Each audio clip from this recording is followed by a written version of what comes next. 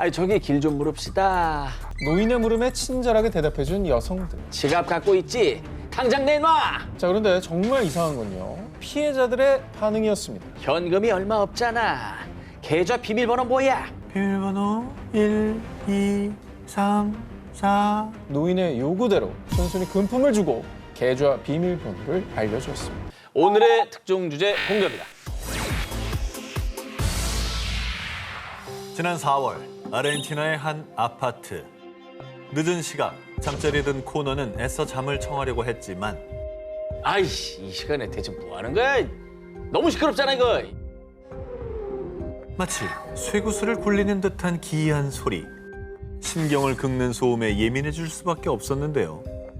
그렇게 새벽마다 위층에서 들리는 기묘한 소음 때문에 괴로워하던 코너는 겨우 화를 눌러 담고 정중하게 층간 소음 자제를 부탁하는 손편지를 써서 윗집 현관 바닥에 두었습니다.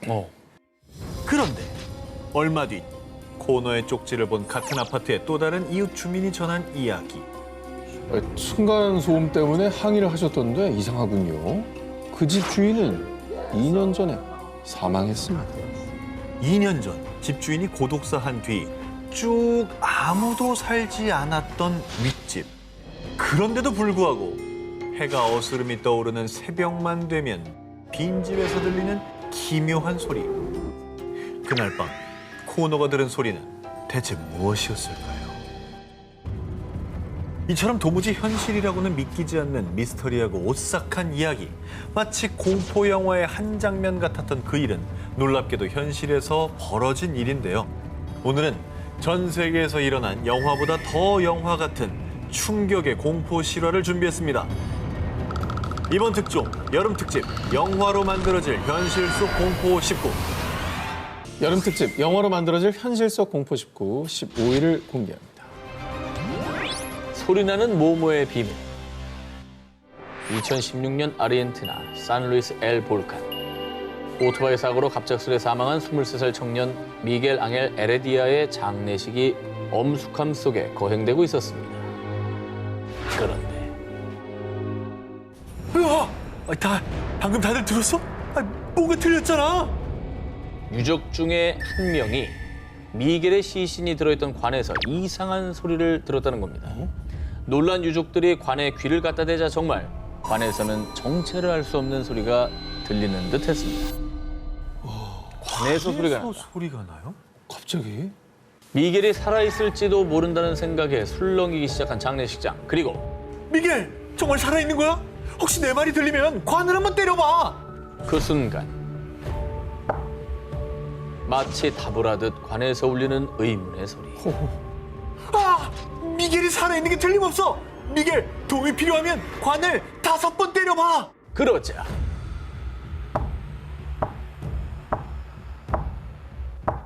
정말 관에서는 유족들이 요청한 대로 관을 때리는 소리가 5번 울렸습니다. 살아있네. 살아있네. 들었으니까 응답. 그럼 이거 얼른 꺼내야 되는 거 아니에요? 빨리 그렇죠. 이거 병원으로 모시고 가야 되는 거 아닙니까? 정말 죽은 자의 응답이었을까요? 가족들은 관을 열기 위해 경찰을 불렀고요. 날이 저문 후에야 사법부의 허락을 받고 관을 열 수 있었습니다. 아니 뭘 이걸 허락을 받을 때까지 그래, 기다려. 바로 사람이 열어야지. 지금 살아있을지도 모르는데 일단 그러니까. 열고.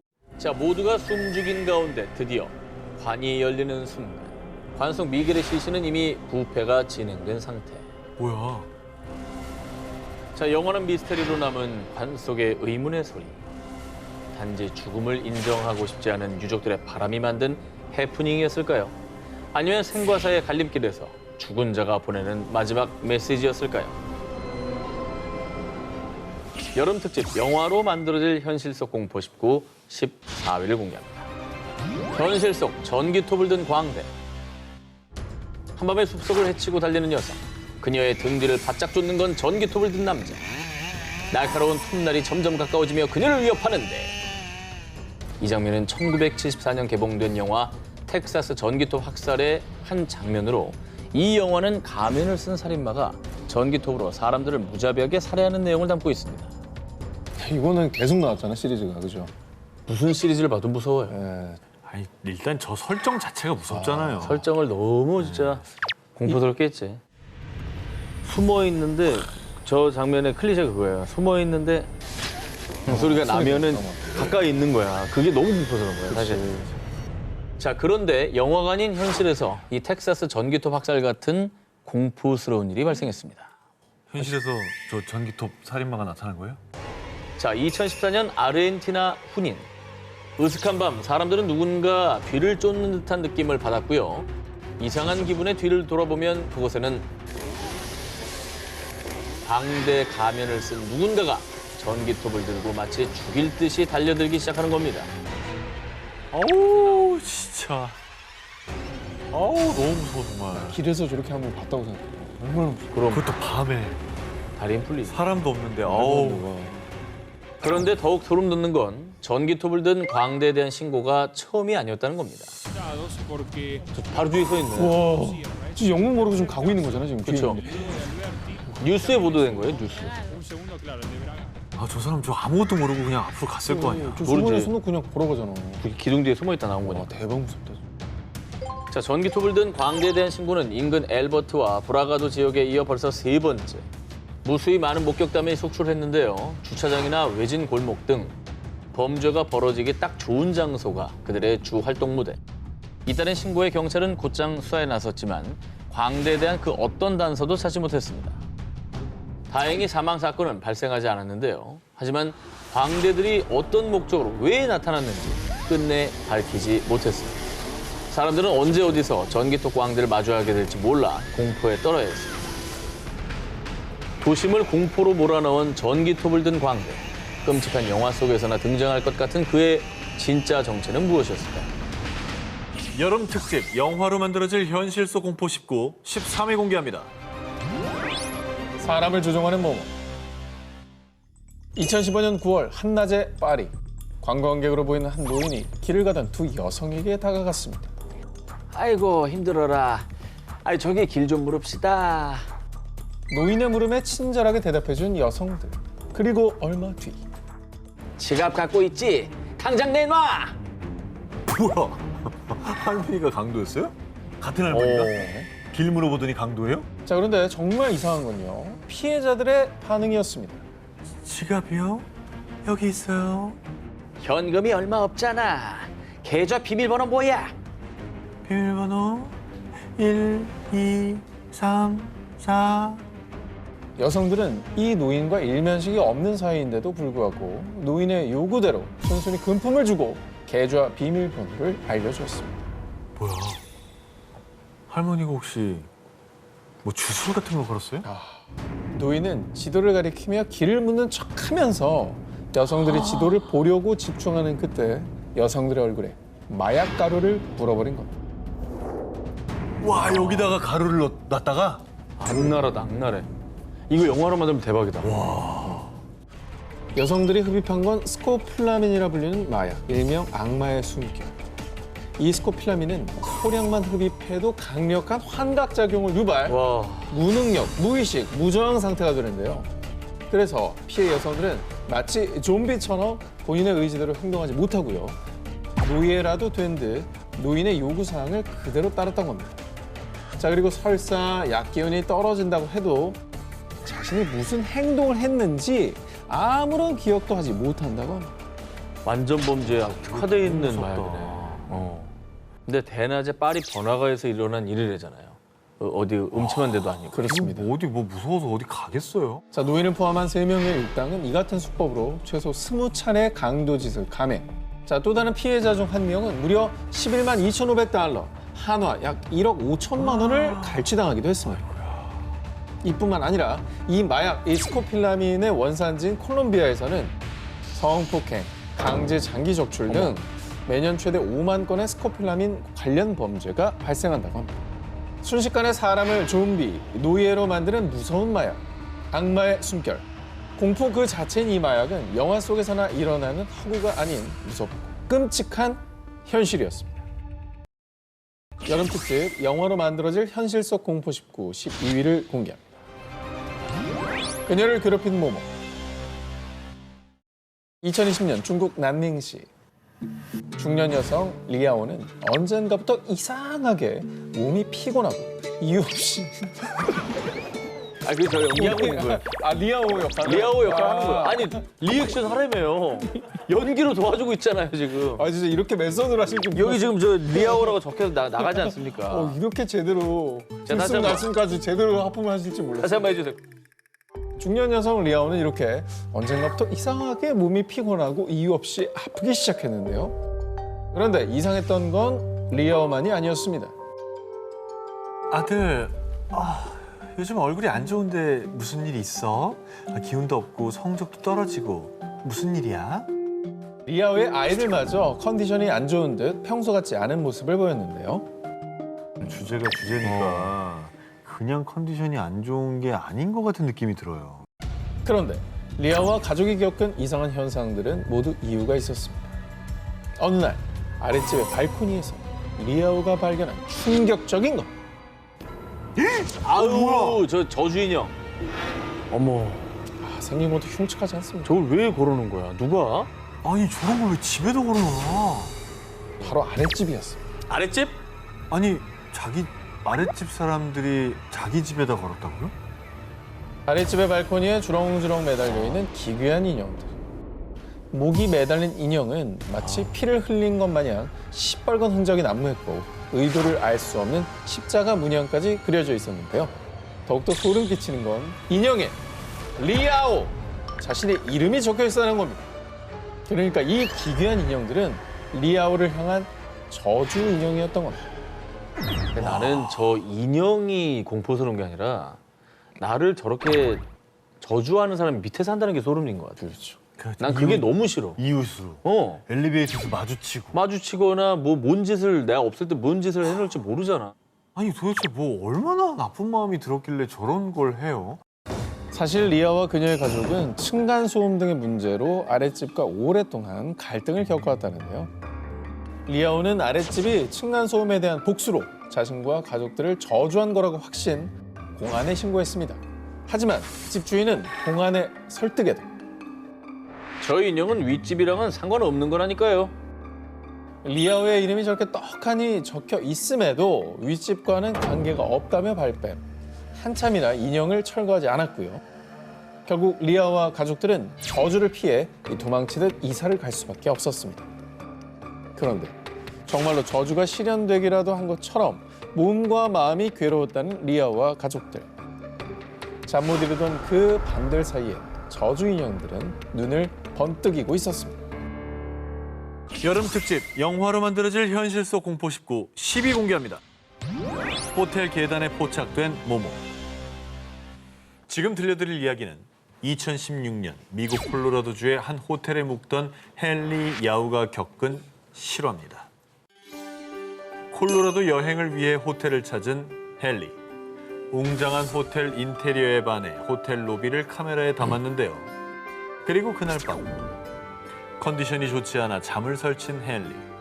다음 날 겨우 눈을 뜬 헨리는 호텔을 나서기 전 카메라를 확인했는데요. 그런데 이 뭐야? 분명히 어제 찍을 때는 아무도 없었는데? 어제 헨리가 로비 사진을 찍을 때만 해도 분명히 아무도 없었는데 다음 날 다시 사진을 보니 계단 쪽에 정체불명의 검은 형체가 서 있었던 겁니다. 오, 진짜 사람이네. 사람이야? 좀 팔다리 다 있잖아요. 뭔가 뒤집어 쓰고 있는 것 같은데?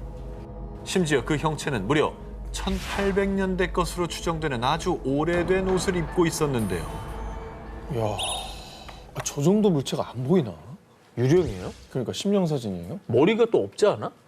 이쪽은 약간 희미해. 사실 이 호텔은 공포영화 샤이닝의 모티브가 된 호텔. 실제로 영화의 원작자인 스티븐 킹이 이곳에 묵던 중 악령이 등장하는 호텔이란 소재를 떠올린 곳, 스탠비 호텔이었습니다. 어머나. 스티븐 킹 원작인 작품들 보면은 저 사람의 머리로 나올 수 있는 플롯이 아닌데라고 느낄 때가 있거든요. 근데 저런 어떤 경험을 하면 나도 모르게 이렇게 써질 수가 있잖아, 사실. 아니면 뭐 조작, 합성. 보자. 물론 일각에서는 조작 의혹을 제기하기도 했습니다. 하지만 초자연 현상 조사 전문가인 케빈 샘프론이 사진을 분석한 결과 이 사진 속의 정체는 진짜 유령일 수 있습니다. 헨리의 사진은 조작된 것이 아니라고 주장했는데요. 그리고 무엇보다 이 호텔에서 유령을 목격했다는 사람은 한둘이 아니었습니다. 밤에 아이들이 웃는 기괴한 소리가 들렸어요. 갑자기 옷장문이 저절로 열렸다니까요. 너무 무서웠어요. 특히 유령이 자주 목격되는 곳은 418호, 그리고 1층 로비에서는 호텔을 처음 지은 프리런 스탠리의 유령이 목격된다는데요. 심지어 배우 짐 캐리 역시 이 호텔에서 머물던 중 갑자기 스산한 기운을 느끼고 결국 방을 바꿔달라고 요청했다고 합니다. 진짜 뭐 이 정도면 호텔에 뭔가 있는 거 아닙니까? 왜냐면 한두 명이 봤으면 네. 그냥 몸이 안 좋았겠거니, 그러니까요. 헛거 받겠거니 하겠는데 너무 목격자가 많으니까 유령 호텔이 맞는 것 같은데요? 끔찍한 공포 영화의 배경이자 실제로 유령이 출몰하는 호텔. 그 호텔에서 공포는 영화가 아닌 현실이었습니다. 여름 특집 영화로 만들어질 현실 속 공포 19 8위를 공개합니다. 모모 받은 영화. 2021년 10월 미국 뉴멕시코주 보난자 크리크 렌치 목장. 서부 영화 러스트의 주인공을 맡은 배우 알렉 볼드윈이 소품용 총을 들고 리허설 중이었습니다. 그런데 잠시 뒤 총소리가 난 직후 쓰러진 사람들. 정말 충격적이게도 소품용 권총에서 공포탄이 아니라 진짜 실탄이 발사. 헐. 이로 인해 현장에 있던 촬영 감독 할리나 허친스가 사망. 엄마. 그리고 그녀의 몸을 관통한 실탄이 감독 조엘 소자의 쇄골을 명중. 그 또한 중상을 입고 말았습니다. 소품용 총에 누가 실탄을 장전해놔요? 진짜 총이었던 거예요. 애초에 그게 반입이 되나? 저는 그게 의문스러워요. 그런데 여기서 아주 기묘한 사실 한 가지. 영화 러스트의 줄거리는 어린 소년이 실수로 지역 주민을 살해한 뒤 할아버지와 함께 도주하는 내용입니다. 그런데 러스트 촬영장에서의 총기 사고 또한 실수로 의도치 않게 살인으로 이어졌다는 점에서 영화 러스트의 내용과 묘하게 닮아 있죠. 이는 정말 단순히 우연이었을까요? 영화 러스트 촬영장 총기 사고는 여러 논란을 낳으며 현재도 소송이 진행 중입니다. 이게 정말 우연한 사고였다면 영화 내용이랑 너무 맞아떨어지니까 너무 소름인 거죠. 그럼 그래서 지금 이거는 과연 누가 그 진짜 총알을 갖다 놨느냐 이거 가지고 지금 소송을 하는 그게 제일 중요한 거죠. 그러겠죠. 사실. 자, 일단 말이죠. 해당 사고 이후에 영화 제작은 중단된 상태입니다. 그런데 또 다른 어둠의 기운이 영화 촬영장을 덮쳐오고 있었습니다. 총기 사고가 일어난 지 불과 한 달밖에 지나지 않은 2021년 11월 영화 러스트의 제작진인 제이슨 밀러가 러스트 관련 작업 도중 독거미에 물리는 사고를 당했습니다. 진짜? 밀러는 거미 독으로 인해 팔 조직 일부가 괴사한 것도 모자라 헐. 폐혈증까지 심각. 급기야 팔 절단 위기까지 처했습니다. 아니 또 제작진이 이렇게 한 달여 만에 목숨을 잃을 뻔한 사고가 또 나서 생긴 거잖아요. 여러 추측을 해도 악령이 제일 설득력이 있다는 거예요. 내 말은. 그렇잖아요. 너무 악독해. 앙심? 너무 악독해. 앙심으로 독거미를 풀어놓는다고 거기다가? 아, 이게 말이 안 되죠. 독거미를 풀었다고 그 독거미가 가서 사람 물지 안 물지 누굴 모르는 거 물지 아니에요, 어떻게 사실. 합니까? 뭐 조종합니까? 그러니까 악령이지. 악령이 거미를 조종했을 수는 있겠다. 수차례 수술을 받은 밀러는 천만다행히도 팔 절단 위기는 모면했지만 여전히 치료를 받아야 한다고 합니다. 한 영화 그리고 연속된 비극. 사람들을 공포로 몰아넣은 그 사고들은 단순한 우연 그뿐이었을까요? 아니면 혹시 어떤 불길한 저주가 실현된 것일까요? 여름 특집 영화로 만들어질 현실 속 공포 19 6위를 공개합니다. 그 여름 폭포에서 생긴 일. 일본 나라현. 오복 명절을 맞아 친척들과 저녁 식사를 하고 있던 초등학생 마루코. 갑자기 폭포에 가야 한다는 숙모에게 떼를 쓰는 마루코.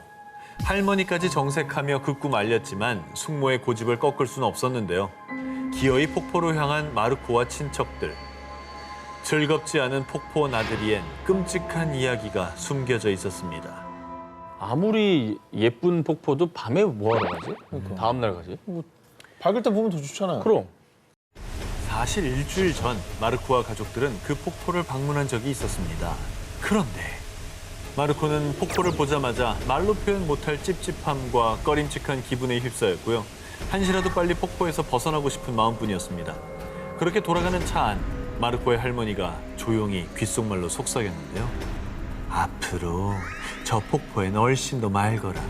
느낌이 좋지 않구나. 할머니가 좀 뭔가 안 좋은 낌새를 채신 건지 그래서 이제 할머니가 말렸던 거군요. 그거 가지 말라고. 기운이 안 좋으니까. 왜 간 거야 또? 그러게. 그런데 폭포에 도착한 뒤 숙모는 무언가에 홀린 듯 마르코의 손을 잡아 끌고 폭포로 향해 걸어가기 시작. 숙모 뭐야? 겁에 질린 마르코가 소리치자 놀란 마르코의 어머니가 겨우 숙모에게서 딸을 떼어놓았는데요. 마치 다른 사람이 된 듯한 숙모는 뭐야? 마르코를 째려본 뒤 홀로 폭포로 빨리듯 걸어 들어갔습니다. 어휴. 예? 갑자기 바람이 강하게 불고 수면이 요동치기 시작했는데요. 순식간에 폭포에 몸이 잠기려던 찰나 숙모는 바위에 부딪혀 넘어지며 다행히 정신을 차렸는데요. 이상한 것은 그 바위엔 불경이 쓰여 있었습니다. 에잉?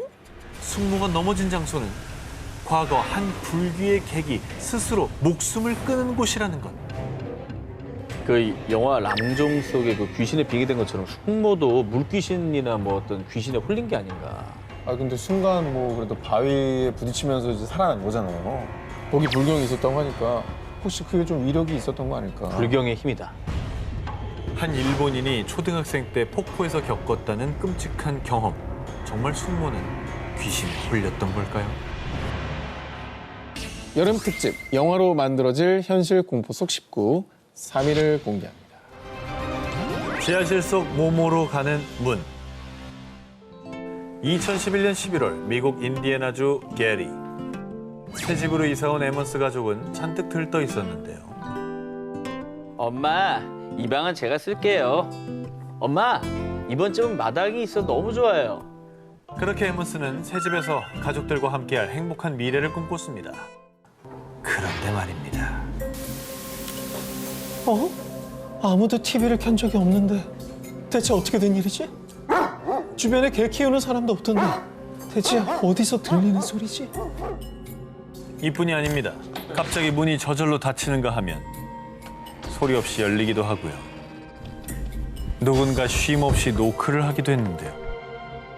심지어 탁자 위에 있던 물건이 마치 누가 던지기라도 한 것 마냥 날아가기까지. 오. 폴터가이스트. 일명 폴터가이스트 현상이 일어나는 집. 그 집엔 에먼스의 가족 외에 또 다른 누군가들이 살고 있는 게 분명했습니다. 영화 디 아더스 그 내용이네요. 난 기생충이야. 아 그건 사람이 하는 거고. 여긴 사람, 저긴 유령. 여긴 유령이고. 전 사람이라 봐요. 정말 유령의 소행일까요? 그 집에 이사 온 뒤부터 에먼스의 가족들은 갑작스레 신장 감염 등 온갖 질병을 앓을 뿐만 아니라요. 악마들이 내 귀에 대고 노래를 속삭였어요. 우리는 크고 검은 괴물도 봤어요. 그것들은 분명히 악마였어요. 내 아이들을 조종했다고요. 이 집은 악마가 들끓는 집이에요. 에먼스의 가족은 이상한 일이 특히 많이 벌어진 곳, 집 지하실을 악마의 기지, 지옥으로 가는 문이라고 불렀습니다. 와, 우리 집이 그렇다면 진짜 끔찍한 거잖아요. 악마? 봤대잖아, 검은 걸. 에먼스 가족의 집에 출동한 경찰도 처음엔 가족들이 거짓말하는 거라고 의심했습니다. 계속해서 움직이는 누군가의 그림자와 의문의 목소리, 그리고 집에 묻어난 기름 같은 것을 만졌더니 뭐야? 손가락이 마치 화상 후 물집처럼 하얗게 변해버리는 등 어디가? 오싹하고 소름 돋는 현상들을 마주했고요. 아, 새끼손가락? 당시 촬영한 주택 사진에는 유령의 모습이 찍혀있기까지 했습니다. 아우, 저거 이상하다. 아우, 씨. 마네킹 아니야? 저주 인형 아니야, 저거? 아우, 저기, 너무 선명하게 찍혔는데? 왜 저렇게 시켰지? 결국 에먼스 가족의 집에서 퇴마 의식이 3차례나 진행됐지만 아무 소용 없었고요. 결국 에먼스와 가족은 불과 반년 만에 도망치듯 이사를 나와야 했습니다. 악마의 집, 지옥으로 가는 문, 이렇게 불리던 그 집은 얼마 뒤 미국 기현상 리얼리티 쇼의 진행자 잭 바겐스가 구매. 헐. 그 집에서 일어난 실화를 바탕으로 한 영화 촬영을 위해 2016년 비로소 그 주택을 철거했는데요. 그렇게 2018년 개봉된 다큐멘터리 영화에 이어 세계 최대 온라인 동영상 서비스 기업인 넷비릭스 측에서도 엠모스 가족이 살았던 악마의 집 이야기를 영화로 만들 예정, 2022년 현재 촬영 진행 중이라고 합니다. 진짜 영화로 만들어질 현실 속 공포 얘기. 해당 주택은 철거됐지만요. 그렇다면 그 주택에 살았던 악마의 영혼들은 과연 어디로 갔을까요? 여름 특집 영화로 만들어질 현실 속 공포 19 2일 공개합니다. 모모 아르바이트생에게 생긴 일. 일본 어느 가정집. 여느 때처럼 아르바이트를 마치고 귀가한 토모. 토모! 물고기들 밥 안 줬어? 집에서 키우던 열대어들이 하루 사이에 모두 죽어 있었는데요. 그런데 나무가 말라 죽었잖아. 책에 지네. 토모, 이거 네가 그랬지? 그런데 기묘한 일은 이뿐만이 아니었습니다. 석 달 전부터 아르바이트를 시작한 뒤 토모의 온몸에 심한 발진이 생겼고요. 고양이가 그를 피하기 시작. 더욱 기이한 것은 아빠, 요즘 새벽부터 어딜 다녀와? 손톱에 흙 좀 봐. 내가 그랬다고? 난 그런 적 없는데. 토모의 아버지가 매일 새벽 3시만 되면 잠옷바람으로 어딘가 나가서는 온통 흙투성이가 돼서 귀가. 하지만 이상하게도 아버지는 이를 전혀 기억하지 못했습니다. 그리고 어느 날은 함께 사는 어린 조카가 배를 쥐어뜯다가 피투성이가 되는 일까지 발생. 뭐야? 또 한 가지 이상한 일은 그 무렵 토모는 매일같이 똑같은 꿈을 꿨는데요. 한 번도 본 적 없는 7명의 사람이 토모를 내려다보며 고개를 내젓는 기묘한 꿈이었습니다. 아우, 기분 나빠. 아니, 아까 아르바이트 시작하고 발진이 생겼다고 했잖아요. 그 아르바이트 다니는 데가 뭐가 문제가 있는 데인가? 하도 주변에 이상한 일이 생기자 토모는 친구의 도움으로 점을 보게 됐는데요. 그런데 당장 그 일 때려쳐. 그 저주는 주변 사람들한테 돌아온다고. 사실 토모가 하는 아르바이트는 저주 대행 아르바이트. 에이그, 저거 있다고 그랬잖아. 우리 소개했잖아. 특히 부두교 계열의 저주로 의뢰인에게 저주 대상자의 신체 일부를 받은 뒤 부두 인형에 집어넣고 주문을 외우며 바늘로 찌르는 일이었습니다. 아유. 그런데 무속인에 따르면 저주가 나쁜 기운을 몰고 왔으며 특히 부두 계열 저주는 본인보다 주변인들에게 악영향을 준 거라고 말했는데요. 그리고 꿈속에서 본 7명은 토모의 조상신이었다고 합니다. 그래, 고개 가로저었다고 그러잖아요. 그런 일을 왜 하냐. 그거 아니다. 좀 안타까워서 그죠? 이후 아르바이트를 그만두자 토모 주변에 일어났던 기묘한 일들은 모두 사라졌는데요. 그런데 토모 가족이 오복명절에 성묘를 갔더니 무덤 속에 묻혀있던 조상의 관이 흉측하게 파헤쳐 있었다고 합니다.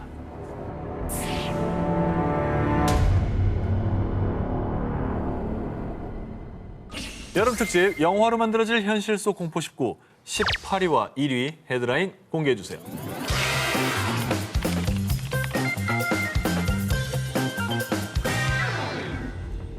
(2022년 1월) 영국 유명 동영상 플랫폼 인플루언서 로사 치카스는요, 호기심에 코골이나 잠꼬대 등 수면 중에 나는 소리를 녹음해주는 앱을 사용해봤습니다. 그런데 며칠 뒤 로사는 극도의 공포심을 느꼈습니다. 뭐예요? 잠꼬대가 아니라 뭐 이상한 소리 녹음됐구나. 그러니까. 보통 이제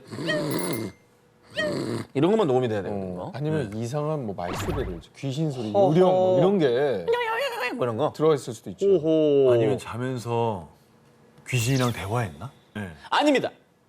앱에 녹음된 끔찍한 소리입니다. 나는 네가 너무 싫어.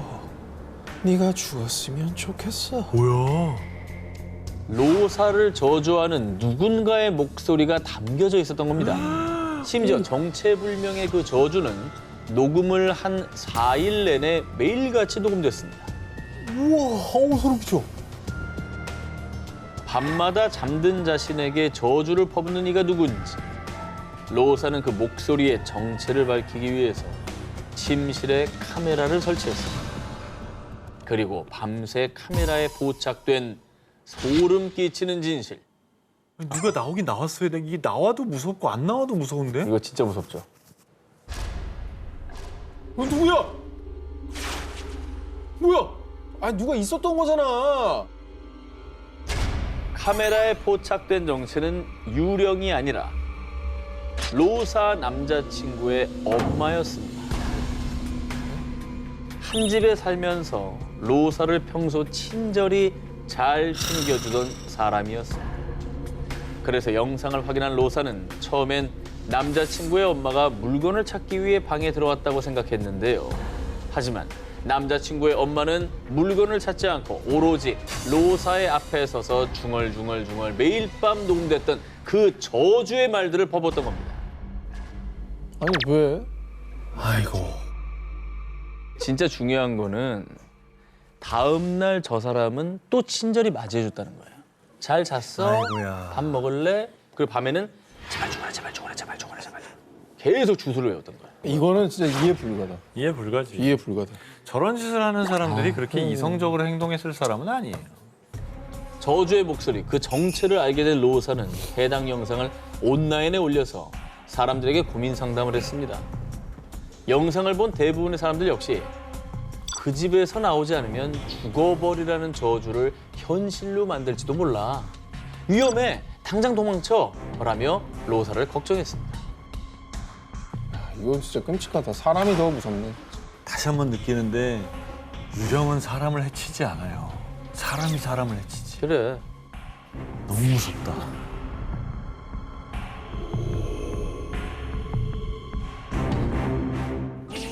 영화 사랑과 영혼 속 영매를 통한 주인공의 빙의처럼 영화에서 볼 법한 놀라운 일들이 실제로 일어났다면 믿어지시겠습니까? 지금부터 귀를 의심하게 할 충격과 공포의 영화 한 편이 펼쳐집니다. 1977년 7월 미국 경찰서로 걸려온 한 통의 전화. 제가 살인 사건 범인을 알고 있습니다. 범인을 알려준 사람이 죽은 피해자입니다. 죽은 사람이 어떻게 범인을 알려줘요? 아니, 뭐 다잉 메시지를 남겼다든지. 다잉 메시지가 아닌데 지금 얘기하는 얘기가? 약 5개월 전인 1977년 2월 시카고에 위치한 아파트에 화재 신고가 접수. 당시 화재가 발생한 현장에서 필리핀 출신 병원 직원 테레시타 바사가 나체 상태로 자상을 입고 숨진 채 발견됐는데요. 이후 경찰의 조사에도 수사는 수개월째 진척이 없던 상황. 그런데 피해자와 같은 병원에서 근무한 추아 박사에게서 전화가 걸려온 것입니다. 그러니까 이미 죽은 피해자인 테레시타 씨가 이분에게 범인을 알려줬다는 거예요? 추아 박사에 따르면 그의 아내 레미는 어느 날 마치 혼수 상태에 빠진 듯 전혀 다른 목소리와 억양으로 이상한 말들을 내뱉었습니다. 추아 박사님, 도와주세요. 난 테레시타 바사예요. 날 죽인 사람은 앨런 샤워리입니다. 제발 경찰에 알려줘요.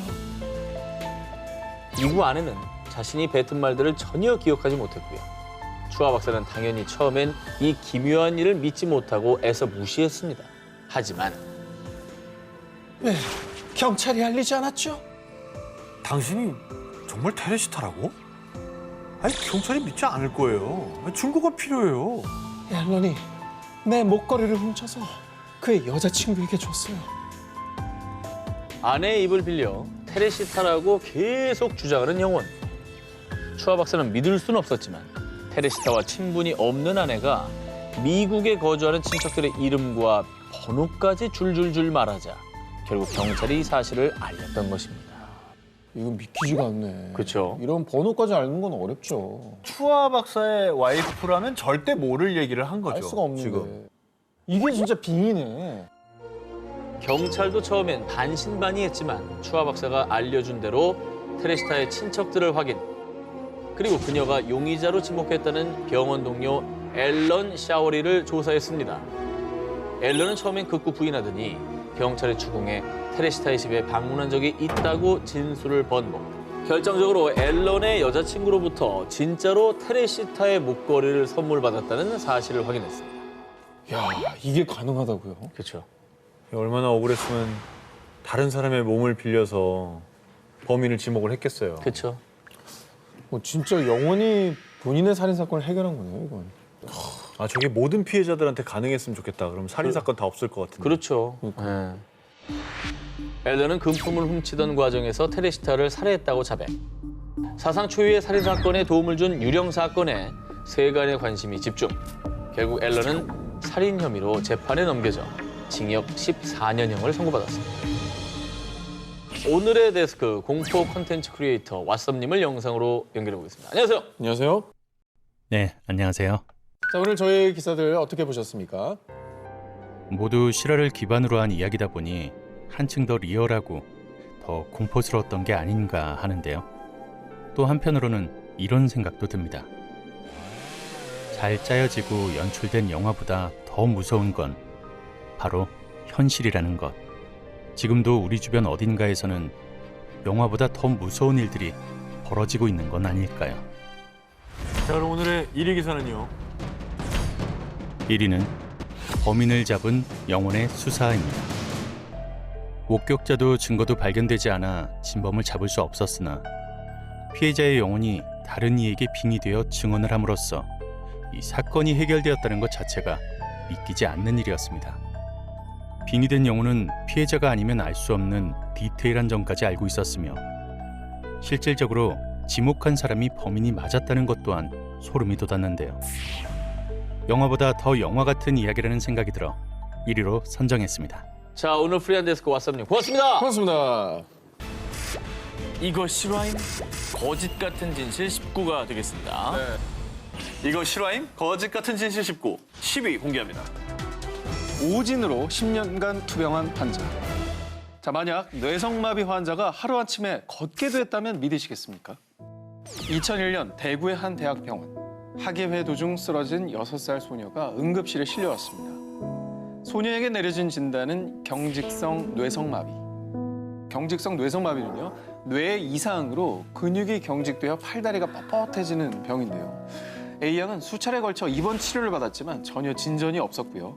결국엔 아예 팔다리를 움직일 수 없는 경직성 사지마비 진단까지 내려지며 병세는 점점 더 악화됐습니다. 아, 6살인데. 어린 나이에. 그렇죠. 자, 그런데 이상하게도 A양의 마비 증세는 아침에는 괜찮다가 저녁이 되면 다시 심해졌는데요. 아빠는 그런 딸의 증상을 보며 어쩌면 뇌성 마비가 아닐 수도 있겠다라는 생각을 했고요. 치료를 위해 중국 그리고 미국까지 오고 갔습니다. 그러나 별 차도 없이 보낸 시간만 무려 10년. 그러면서 치료비에만 무려 4, 5억 원가량이 들었는데요. 하지만 결국 딸 A양은 장애 1급 판정을 받고 누워만 지낼 수밖에 없었습니다. 그런데 11년 뒤인 2012년 어쩌면 뇌성마비가 아닐 수도 있을 것 같아요. 서울에 있는 병원에 한번 가보시는 게. 이런 한 물리치료 선생님의 황당한 소견. 지푸라기라도 잡는 심정으로 즉시 서울에 있는 모 대학병원을 찾은 부녀. 그런데 A양의 MRI를 본 의사는 무척 의아해했습니다. 아니, 10년이나 누워 있었다고요? 그럴 리가 없을 텐데. 우선 약 처방해 드릴게요. 차도가 있는지 한번 봅시다. 무슨 말이야, 이게. 하지만 이런 의사의 말을 수없이 들은 부녀. 그래도 마지막으로 해보자는 생각으로 약을 복용한 A양. 그런데 말입니다. 아빠, 나 지금 걷는 거 맞죠? 이게 어떻게 된 거예요? 10년간 뇌성마비인 줄 알았던 딸은 알고 보니 세가와병이라는 희귀병에 걸린 거였습니다. 1971년도에 일본인 세가와 의사가 발견한 세가와병은 근육 수축으로 몸이 고통스럽게 꼬이는 증상을 갖고 있는데요. 그러니까 이걸 몰랐던 의사가 뇌성마비라는 진단을 내린 거죠. 병원의 오진으로 이 긴 시간 뼈아픈 세월을 보낸 가족들. 하지만 A양과 가족의 잃어버린 10년은 그 어떤 걸로도 보상되지 않겠죠. 부디 이런 실화는 다신 일어나지 않길 바랍니다. 이거 실화인 거짓 같은 진실 19 9위 공개합니다. 아하. 퇴근인가요? 이런. 퇴근이야? 김퇴? 저 퇴근이죠? 1위는 중요하지 않습니다. 매 순간 최선을 다하시는 게 중요하죠. 누구나 꿈꾸는 복권 당첨의 꿈. 그런데 미국에선요, 이 복권 당첨보다 더 희박한 확률로 아주 우연히 엄청난 행운을 얻은 한 남자가 있습니다. 뭐죠? 엄청난 애. 또 놀랄 준비해야 되나요? 지난 2010년 미국 캘리포니아 프리몬트에 사는 골동품 수집가 랜디 구이아로 씨. 그는 인근 도시를 여행하다 한 중고품 가게에 들렀습니다. 그런데 그곳에서 그의 눈길을 사로잡은 낡은 흑백 사진 3장. 사람들이 모여 게임을 하는 듯한 모습이었는데요. 3장에 $2, 3,000원도 안 되는 가격에 구매를 했죠. 그렇게 그의 수집함에 컬렉터가 하나 더 추가됐는데 무려 5년의 세월이 흐른 2015년 어느 날 그게 대체 무슨 사진이었을까 하고 궁금해진 랜디는 한 화폐 감정 회사에 의뢰를 했는데요. 그런데 사진을 보고 깜짝 놀란 감정 전문가. 왜? 이 사진이 진짜라면 $500만 넘을지도 몰라요. 무려 53억 원의 감정가를 매긴 건데요. 무슨 사진인데 저게 50억이 넘어요? 이유는 사진 속 주인공 때문이었습니다. 그의 정체는 세계적인 살인마 빌리 더 키드. 뭐야? 뮤지컬인가 영화 영화 뮤지컬 같죠? 예. 그 소재로 나왔던 그 사람. 네, 맞아요. 참고로 당시에만 해도 빌리 더 키드가 찍힌 진본 사진은 감정된 것만 세상에 단 한 장. 어머. 즉 이 사진이 진짜라면 세상에 딱 2개뿐인 빌리 더 키드의 사진 중 하나인 거죠. 와. 희귀템이네요, 정말. 전 세계 2장이라니까. 완전 레어템이네. 그래서 좀 더 확실한 감정을 위해 화폐 감정 회사에서는요. 세계적인 N 다큐멘터리 채널 제작팀과 함께 사실 여부 파악에 나섰습니다. 그리고 골동품 수집가, 감정 전문가, 심지어 안면 인식 전문가까지 합세 프로그램을 통해 이전에 공개된 빌리 더 키드의 사진 속 이목구비와 면밀히 비교도 해보고요. 또 사진이 찍힌 장소를 찾기 위해 G사의 위성 사진을 다 뒤져 사진이 찍힌 지역으로 추측되는 뉴멕시코 일대를 돌아다니며 수개월을 헤맸습니다. 그렇게 약 1년 만에 이 빌리 더 키드의 사진은 진짜가 확실합니다. 소름.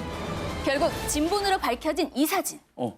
1978년 여름 빌리 더 키드가 갱단 멤버들과 함께 크로켓을 하는 모습을 찍은 것이었습니다. 그러니까 빌리 더 키드가 어디 있는 거예요? 그럼? 아 저기 뒤에 약간 구보장하게 서 있는 저 사람. 저 사람. 저 빌리 더 사람. 키드. 와.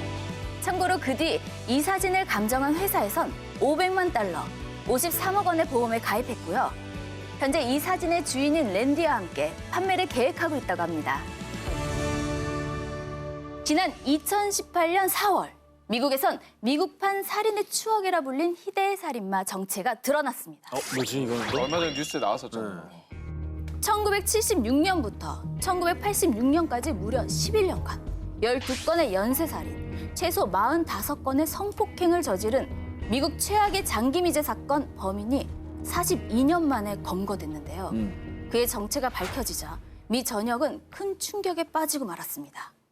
그 이유는 그가 바로 전직 경찰이었기 때문입니다. 캘리포니아주 엑세터와 5번 경찰서에서 근무한 조지프 제임스 드엔젤로 경찰. 아니 대체 왜 그런 거예요? 전직 경찰은 왜 그런 거예요? 사실 재직 당시에도 그렇게 성실한 경찰은 아니었다고 하더라고요. 네. 경력 7년 차던 1979년에 절도 혐의로 파면된 그. 그때부터 속에 내재돼 있던 악한 본성이 폭발하기 시작했습니다. 캘리포니아의 별칭을 따 골든 스테이트 킬러로 불리던 그는 성폭행과 살인을 서슴지 않았는데요. 하지만 그는 전직 형사였던 만큼 아주 주도 면밀하게 현장에서 지문 하나 남기지 않고 수십 년간 경찰들의 수사를 따돌렸는데요. 그래서 인근 주민들은 자물쇠란 자물쇠를 모두 사서 단속을 삼엄하게 했고요. 총기도 무려 6,000개 이상 팔렸을 정도였다고 합니다. 그러니까. 그런데 40여 년간 미궁에 빠졌던 이 미제 사건은 지난 2016년 6월 FBI의 재수사 결정으로 다시 활기를 띠었고요. 과거 살인 사건에서 검출된 범인의 DNA를 통해 결국 그의 덜미를 잡을 수 있었던 겁니다. 그런데 그를 잡았을 때 정말 소름 끼쳤던 것은요. 어느덧 70대 노인이 된 그는 이웃집의 인자한 할아버지의 모습으로 평범한 노후를 보내고 있었다는 겁니다. 그래서 미 전역에선 전직 경찰이 살인마였다니 정말 믿을 수가 없다. 이젠 옆집 할아버지도 못 믿겠다며 크게 분노했습니다. 극악무도한 범죄를 저지른 범인의 믿을 수 없는 정체. 하지만 그의 여생에서 더 이상의 평범함은 없을 겁니다. 이거 실화임? 거짓 같은 진실 19. 7위 공개해주세요. 2년 동안 스스로 감금당한 여자. 2008년 2월 27일 미국 캔자스주. 똑똑. 자기야, 밑으로 밤 나왔어. 근데 언제 나올 거야? 한 내일쯤 나갈게. 35세 여성 팸 베브콕은요. 2년 동안 화장실에서 그것도 변기에 앉아서 생활하고 있었습니다. 뭔데 왜 거기 살아요? 이 황당한 사건의 시작은 2006년. 평소처럼 알콩달콩 시간을 보내고 있던 두 사람. 그런데 나 잠깐 화장실 좀. 무슨 일인지 여자친구 팸은 화장실에서 통 나올 생각을 안 했습니다. 몇 시간, 아니 며칠이 지나도 말이죠. 어떻게라도 좀 데리고 나와야 되는 거 아닙니까? 계속 거기에 뭐 음식 주고 그런 것보다. 뭐 비단 화장실이 아니라 어떤 방에만 2년 동안 있다고 해도 그래도 그게 못 힘들죠. 견딜 상황인데 2년이나 지나고서야 사태의 심각성을 느낀 남자친구 코리는 신고를 했습니다. 참 둔하시네요. 한 1년 있다 나올 줄 알았는데 2년씩은 좀 너무 심한 거 아닌가. 갑자기 어느 날 무슨 계기로 심각성을 느꼈는지 그게 더 궁금한데요. 출동한 경찰들은 정말 경악을 금치 못했습니다. 이럴 수가! 이 변기랑 몸이 붙어버렸잖아. 변기와 한몸 생활 2년 만에 엄청난 욕창이 생겨 피부가 변기에 쩍 달라붙었습니다. 결국 변기를 드러냈고요. 살점을 분리하기 위한 수술까지 했다고 합니다. 어우, 아파. 근데 왜 그랬을까요? 왜 거기? 처음으로 인간적인 반응이 나왔는데 왜 그랬을까요? 진짜 궁금한 거 처음 봤어요. 네, 오늘 처음으로 궁금해요. 경찰 조사에 따르면 여자친구 팸은 어렸을 때 부모님에게 받은 학대로 외출을 두려워하는 일종의 공포증이 있었다고 합니다. 근데 그게 남자친구 화장실에서 갑자기 공포증에 휩싸여서 그랬던 게 아닐까 하고 추측만 할 뿐입니다. 한편 남자친구 코리는 난 뭐 여자친구의 선택을 존중했을 뿐이에요 라고 말해서 주변 사람들을 당혹해 했다고 합니다. 이거 실화임? 거짓 같은 진실 19, 6위 공개합니다. 영국 모모모를 위한 무료 자판기.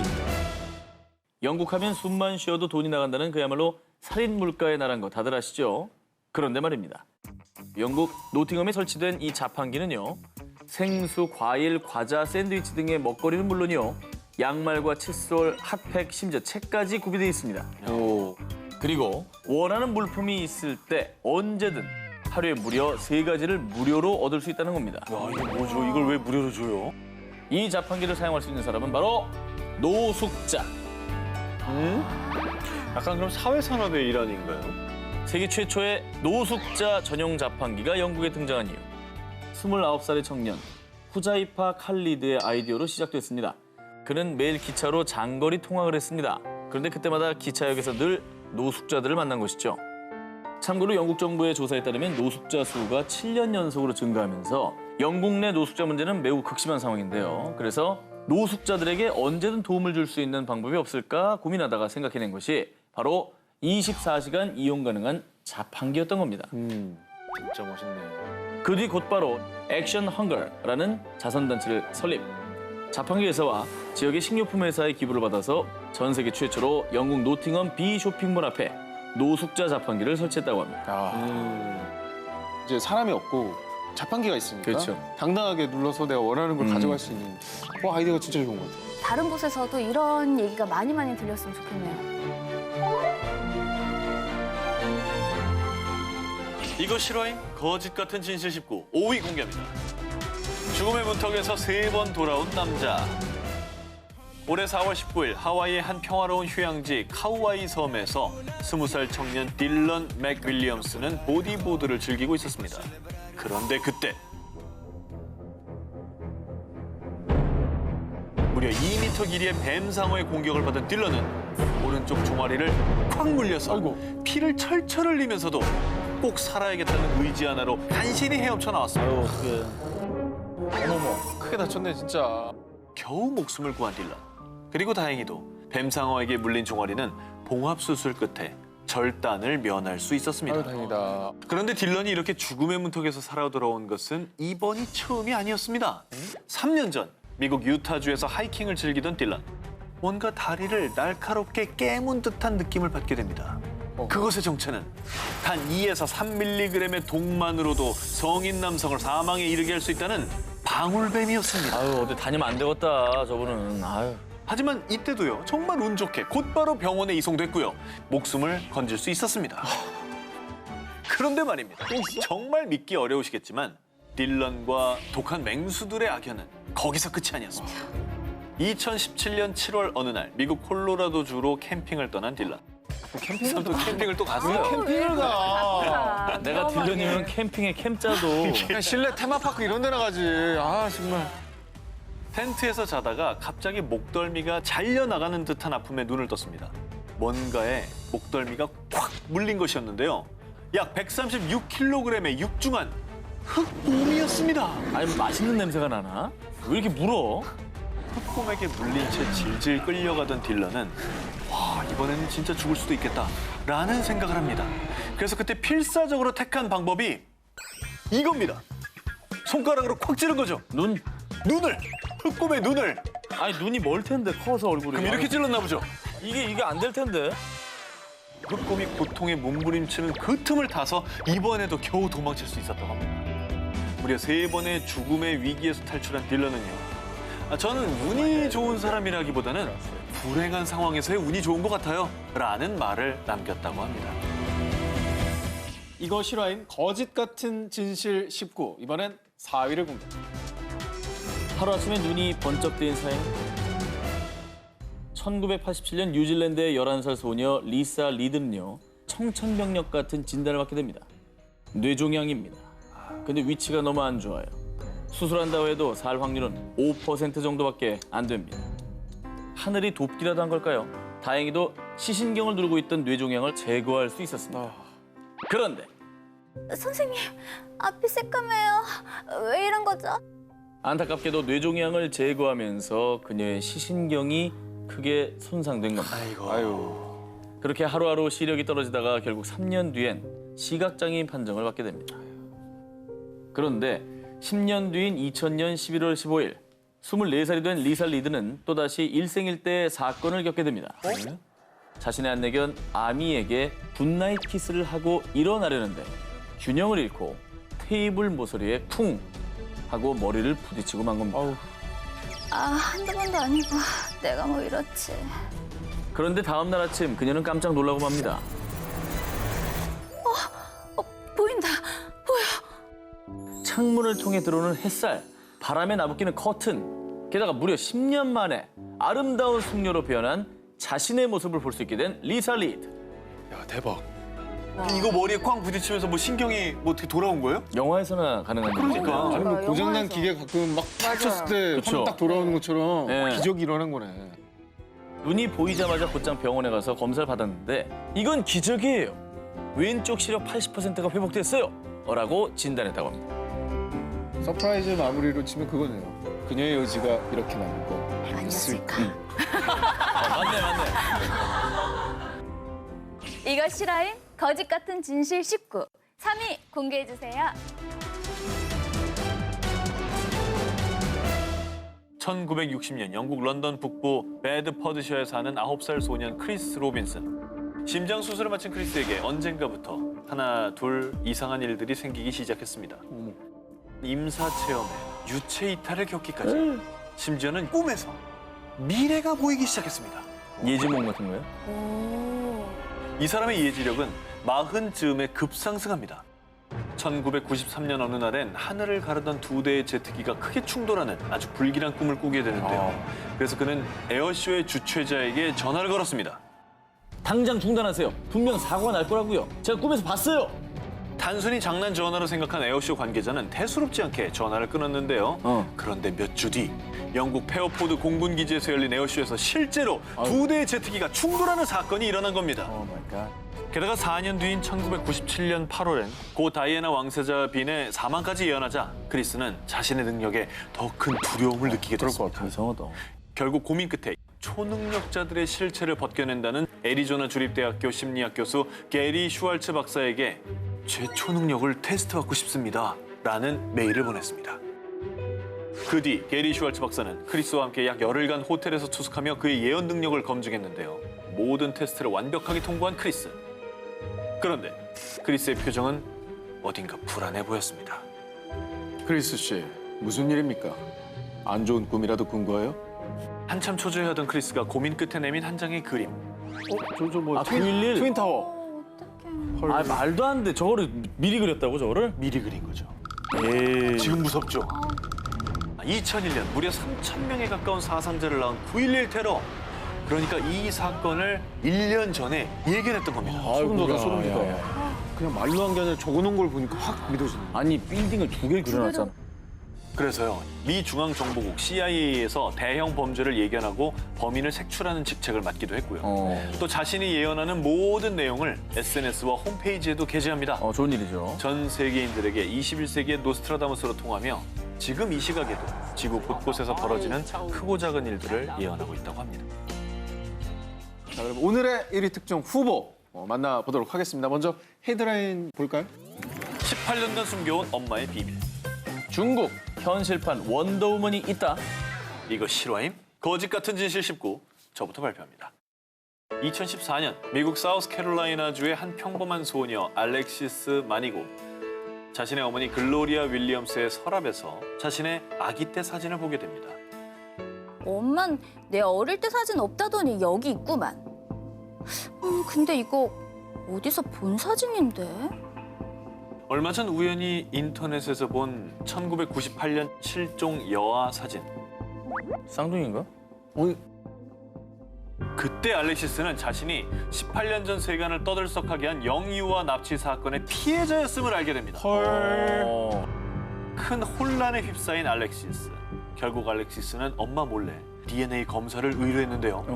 결과는 역시나 충격 그 자체. 지난 18년 동안 엄마라고 생각했던 사람이 사실은 피 한 방울 섞이지 않은 남이었던 겁니다. 진짜 충격이었겠다. 과연 이게 어떻게 된 일일까요? 20년 전인 1998년 7월 미국 플로리다주 잭슨빌의 한 병원에서 건강한 여아를 낳은 사나라 모블리. 아기한테서 열이 많이 나요. 잠시만 검사 좀 받고 올게요. 사나라의 아이를 데려간 간호사. 하지만 몇 시간이 지난 뒤에도 간호사와 아이는 돌아오지 않았습니다. 저런. 간호사. Please bring me back my child. 그 간호사의 정체는 바로 알렉시스 마니고를 납치한 지금의 엄마 글로리아 윌리엄스였습니다. 아우. 글로리아는 처음부터 자신의 신분 조작 서류까지 만들어 둘 만큼 치밀한 계획을 세웠고요. 계획 먼저. 그래서 경찰이 2,500건 이상의 제보를 바탕으로 무려 18년간 수사했음에도 불구하고 범인을 잡지 못했던 겁니다. 아이고. 하지만 결국 글로리아는 2017년 1월 납치와 양육권 위반 혐의로 체포되고 말았습니다. 이 딸 알렉시스는 엄마 글로리아가 체포되기 직전에 어느 쪽이 나의 엄마인지 정의하고 싶지 않습니다 라면서 그녀를 꼭 끌어안고 눈물을 흘렸고요. 한편 비로소 18년 만에 자신의 진짜 가족에게 돌아온 그녀. 그녀는 케미아 모블리라는 진짜 이름도 되찾고 새로운 삶을 살고 있다고 합니다. 아, 다행입니다. 자, 이거 실화임? 거짓 같은 진실 19. 저 전현무 기자의 두 번째 1위 후보를 공개합니다. 2018년 4월 중국 후베이성 북부 샹양의 한 시내버스 안. 아줌마 괜찮아요? 머리에서 피가 많이 나요. 자, 이렇게 사람들이 놀란 이유. 평범해 보이는 중년 여성의 머리에 정원용 전지가위가 꽂힌 채 아주 태연스럽게 앉아 있었기 때문이죠. 왜 뭐야? 아니 머리에 가위를 왜요? 아니 진짜 이거 실화예요? 아니 진짜 이거 실화예요? 그녀의 연기가 그녀를 이렇게 만든 건 아니었을까. 아니라고 몇 번 얘기했는데 내리셔는 맨날 그렇게 끝나는 거야. 가위를 머리에 꽂은 주인공은요. 57살의 쉔 샤오잉 씨입니다. 그녀는 그날 마당에서 마호가니 잎을 수확하고 있었어요. 그런데 손이 닿지 않자 긴 대나무에 전지가위를 묶어서 따려고 했습니다. 그때 대나무 장대 끝이 톡 부러지면서 대나무에 묶여있던 가위가 그대로 수직낙하 샤오잉의 머리에 팍 꽂혀버린 것입니다.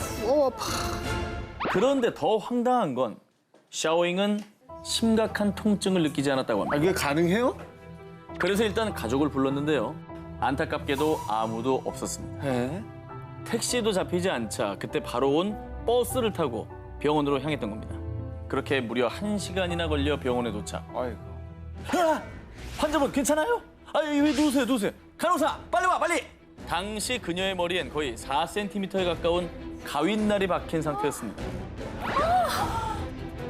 2번에 걸친 수술 끝에 성공적으로 가위를 제거한 샤오잉. 아무도 믿지 않겠지만 저는 2번 산 거나 마찬가지예요. 라며 그녀는 끝까지 태어냈다고 합니다. 대박. 자, 그러면 아이온라인 미디어의 김민수 기자님 영상으로 만나보겠습니다. 안녕하세요. 안녕하세요. 네, 안녕하십니까. 김민수 기자입니다. 반갑습니다. 예, 반갑습니다. 안녕하세요. 1위 기사는 뭔지 발표해 주시기 바랍니다.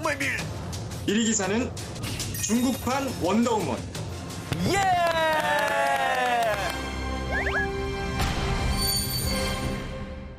이 기사 1위로 선정한 이유 듣고 싶은데요.